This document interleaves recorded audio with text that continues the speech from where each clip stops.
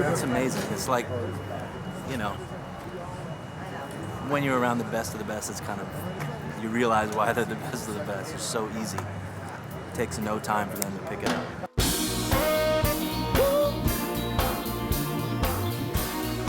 There's nothing better. There's absolutely nothing better as a musician than being in that exact scenario. High risk, high payoff, high anticipation, all these things.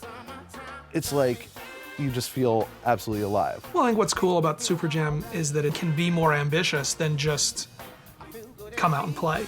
You can have a artist that does something amazing night in and night out with their band, and they work in their comfort zone with their crew. But then when they come to Bonnaroo and they've agreed to play with high-profile artist X and high-profile artist Y in front of 20,000 people, it's just a much different thing. It's a risky show for the artists. But there's something exciting about that. Having your band with your friends and your guys that you play with all the time, you really, you almost get used to a language that your buddies speak musically.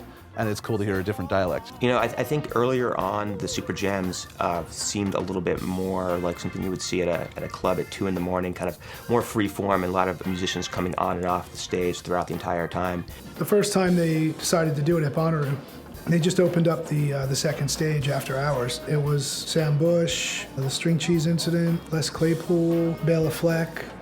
The second year, we hired Dr. John at the last minute, and we were literally assembling the backing band throughout the weekend. In the later years, they've done a really great job of curating really unique combinations that kind of have the same freeform spirit of a late-night SuperJam, but at the same time have a little bit more focus and maybe finesse to that. Well, last year we had D'Angelo and Questlove.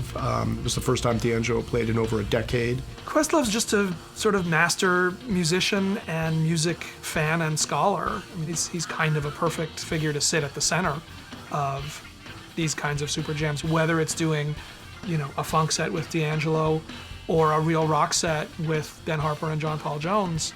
He can deliver that. I shot the Black Keys for Rolling Stone the year before they did the SuperJam, before Dan Auerbach and Dr. John and that whole group, Ben Jaffe, Preservation Hall, did this SuperJam. And I remember I was at Dan's studio, this was before he moved to Nashville, and he just had his turntable out and he put on one of the old Dr. John records, Gree, and he was so excited about this record. He was just such a big fan. And fast forward, a year, and the Black Keys have gone, up the stratosphere, and all of a sudden, Dan gets a chance to work with Dr. John for this Bonnaroo SuperJam. Now, Dan Auerbach is producing the next Dr. John record, and I just have to think that that's the common thread, and that's the type of things that happen at Bonnaroo. I played with Mike and Trey from Fish, Marco Benevento, and Phil Lesh. What's funny is, now I play in a band called Further, which handles the Grateful Dead catalog, and I played like 2 Dead songs that night. I never listened to the Dead before this thing, so I'm playing with Phil Lesh. I think we played like Casey Jones and like Going Down the Road Feeling Bad, and it was really funny. I remember this exact moment where I'm like, how do these songs end? How does this? I don't know what's going on, and there's like a lot of people out there. And I think it's really funny at this point to like look back. That moment at Bonnaroo actually changed my life. That was the first time I played with Phil Lesh, who now I'm in his band. So it's kind of crazy, for me personally to think back on that, the inspiration that moment plays in my life today. It was just awesome.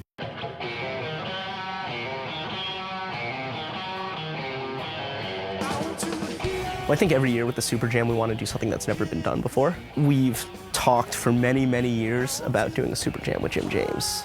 So this was the year that all the sort of chips fell for us in order to make it happen. Jim James is a core Bonnaroo artist, and he's got a very, just like Bonnaroo, he's got a really unique set of influences. John Oates, one of the all-time amazing musical directors. And then, it all starts with the drummer.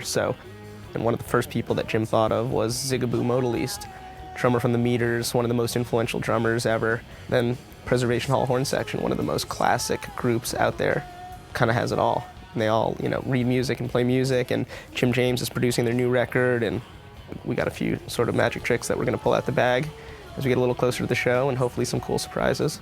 Just like my morning jacket has evolved since Bonnaroo started, Bonnaroo has also evolved. Like, he gets the festival, and the fact that we can build this show around him, it's going to be amazing, and it's going to fit.